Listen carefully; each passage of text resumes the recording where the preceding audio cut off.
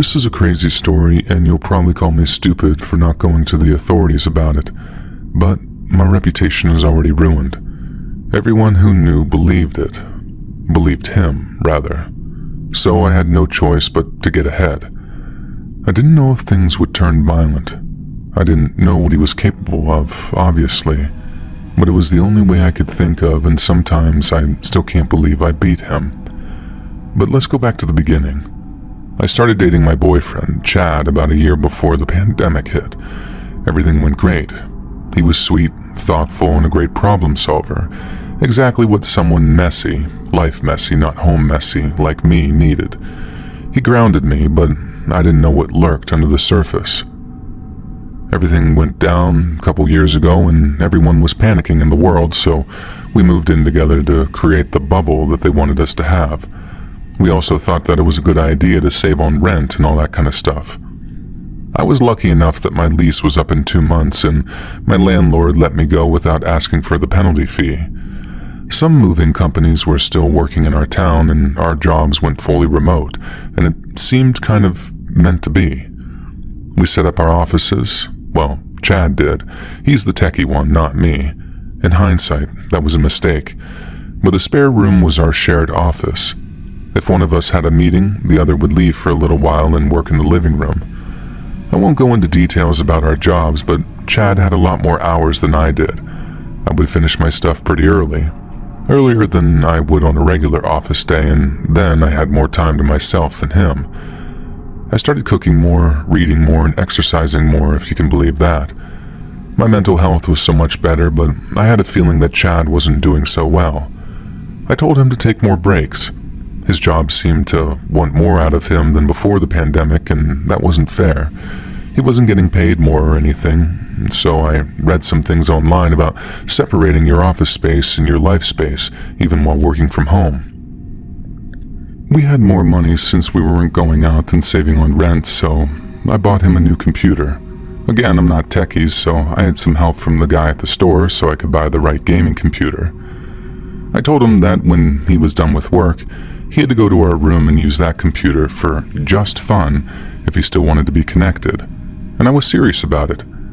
I didn't think that I would ever become that nagging girlfriend, though. But it seemed to work, and Chad got to finally notice how things had changed a little. Before, I would bring him dinner at his work desk, and he would eat without thinking. But then, we were eating together and actually enjoying ourselves. He watched me exercise to YouTube videos, and we were laughing a lot more. He was also gaming more on his other computer. I would sometimes spy on him, and he would be laughing and actually enjoying himself. Our intimate life got so much better, and I began to think that all of the crazy stuff from a few years ago was the best thing that could have happened to us. We were doing so much better than some of our friends who had been together or married longer and were going crazy staying at home. But I didn't know that Chad wasn't having fun by just gaming on his new computer that I bought him. He was doing something different, and something I should have noticed. At the time, I didn't think much about it, but hindsight is everything. I think that's when it started.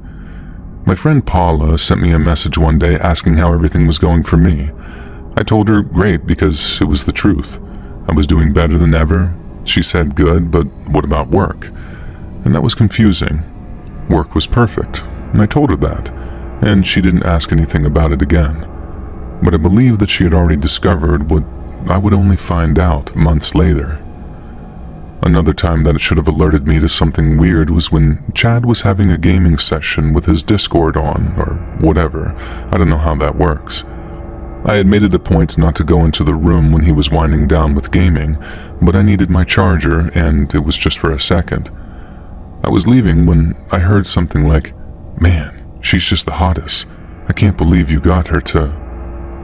And that's it. I didn't hear anything else because I was just used to compliments, especially from all of my previous boyfriend's friends. It wasn't unusual for me, so I knew that it was better to just not listen too closely. And it kills me that I didn't, though. Needless to say, I was much more vigilant now. And here's where it begins. Paula hadn't sent me anything else after asking about my work. Granted, everyone was busy or dealing with different things, but it had been around 2 months. Chad and I were the perfect couple, I felt like. We stayed at home unless it was absolutely necessary, and we didn't order much takeout either, but I missed my friends in general. I texted Paula, asking about her life and if everyone around her was okay. She didn't write me back at all. I wasn't blocked, but she ignored my messages. So I wrote to someone else, Julie. I asked her how she was doing, how was work, and how her family was faring through all the pandemic, and she wrote me something strange back. "I'm sorry, Elle. I just don't want to be friends with someone who was doing that kind of stuff. You know you could have talked to me if money was tight, right? Everyone's fine, but I think this is the end of our friendship." I had no idea what she was talking about. I asked, Who told you money was tight? I'm doing great at work." I added that I would probably get a promotion soon because COVID didn't affect our business at all. Fortunately, Julie hadn't blocked me after that odd message, so she wrote, "If you're still working, then why are you putting all that stuff online?" I asked her, "What stuff online?" And that's when she called me. Julie was so hesitant to ask me more questions, and then she said, "Honey, you opened an OnlyFans. Everyone thinks you're doing that because you lost your job." She then told me that OnlyFans wasn't the only thing, that there were videos of me on public websites, you know, those kinds. I laughed on the phone and told her this was the weirdest prank anyone has ever played on me, but she said it was true and started sending me stuff. At first it was weird because some pictures were so obviously not me. It was good Photoshop, I guess, but it wasn't me. I told Julie that, but she sent other videos. Some were surveillance-type footage of me working out in the living room. And at that moment, I was floored. We had cameras, of course, I knew that, but how did those get online? But another video of me cooking in my kitchen, except it was an entire shot of just my butt. When she was done showing me what she had, Julie asked, "Elle, you're not the one posting these things?" I most definitely wasn't, and I was crying at that point, and I couldn't even feel my throat. There were pictures with my face in lingerie and bikinis that I had never in my life worn, much less taken photos of, but some looked so real. I asked her who else knew about this, and Julie said, "Everyone. Everyone but me." And I went out of control then. I'm not proud of it, but I went into our bedroom and screamed and hit him and almost went for his computer, but he grabbed me. His idiot Discord buddies may have heard the entire fight, but I didn't care.